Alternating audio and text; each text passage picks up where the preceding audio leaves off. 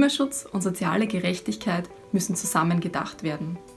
Eine Zweiklassen-Energiegesellschaft muss unbedingt verhindert werden, wo auf der einen Seite Verbraucherinnen stehen, die finanziell und technisch gut ausgestattet sind, und auf der anderen Seite alle anderen Haushalte, die sich energieeffiziente Maßnahmen oder erneuerbare Energien nicht leisten können. Einkommensschwachen Haushalten muss besondere Aufmerksamkeit, aber auch besondere Unterstützung zukommen. Denn schließlich sollen alle von einem sauberen und nachhaltigen Energiesystem profitieren.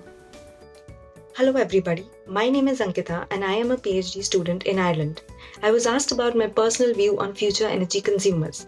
I think future energy consumers are going to be well aware of their options and make a decision depending on the ease of access of services and conveniences provided to them by their energy service providers. Most may take an interest in environmental issues and be a part of solutions aiming to fight climate change. I think future energy consumers are going to be ready to adopt new technologies and smart devices if sufficient incentives are provided to help transition to a sustainable future. This will not only make future energy consumers an active participant in the energy markets, but will also help them to monitor and control their energy consumption. Thank you.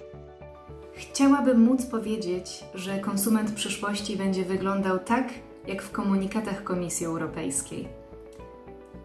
Jednak przyszłość zależy w dużej mierze od europejskiego i krajowych prawodawców, od regulatorów rynku energii, od inwestorów i w bardzo dużej mierze również od nas, konsumentów. Od tego, jakiego rodzaju dostawcę energii wybierzemy, czy zdecydujemy się sami ją produkować, jeśli mamy taką możliwość, czy też na jakiego rodzaju usługi będziemy stwarzać popyt. W końcu zależy to również od nas, obywateli, od tego, jakiego rodzaju europejskich i krajowych prawodawców sobie wybierzemy. Przyszłość nie zadzieje się sama. Le secteur énergétique connaît trois transformations majeures, c'est-à-dire décarbonisation avec l'intégration des énergies renouvelables et une transition vers la neutralité climat. Ensuite, une décentralisation, c'est-à-dire qu'aujourd'hui et demain, les citoyens peuvent être à la fois producteurs et consommateurs. Et enfin, une digitalisation, c'est-à-dire qu'aujourd'hui nous avons accès à beaucoup plus de données pour gérer notre demande, mais aussi nous avons une société qui se digitalise avec tout l'aspect connectivité. C'est pourquoi il est essentiel de garantir un accès à l'énergie abordable pour les citoyens, mais aussi fiable, c'est-à-dire continu, et ensuite une protection des droits des citoyens, des consommateurs d'énergie pour éviter un phénomène de précarité énergétique aujourd'hui bien présent en Europe. À quoi ressemblera un consommateur d'énergie demain? Un acteur, potentiellement. Un consommateur, c'est certain, qui devra avoir des droits pour une énergie propre et en continu pour répondre à ces nouveaux besoins.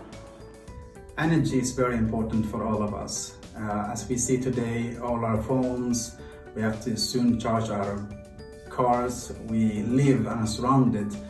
Our whole society is built on energy, and that's why diverse conversation, inclusive conversation is more important, more than ever before. If we are not included in these conversations, maybe from diverse communities or maybe vulnerable communities in the countryside, we are risking polarization. I hope your conversations today go very well and you take steps towards a more inclusive dialogue with these diverse communities. We are in the 21st century where everything we do in the future will be determined by how we create a more sustainable and inclusive societies. Inclusive in terms of diverse voices and sustainable in terms of this generation and next generation. I hope your conversation includes all of us, and I look forward to being in touch with all of you.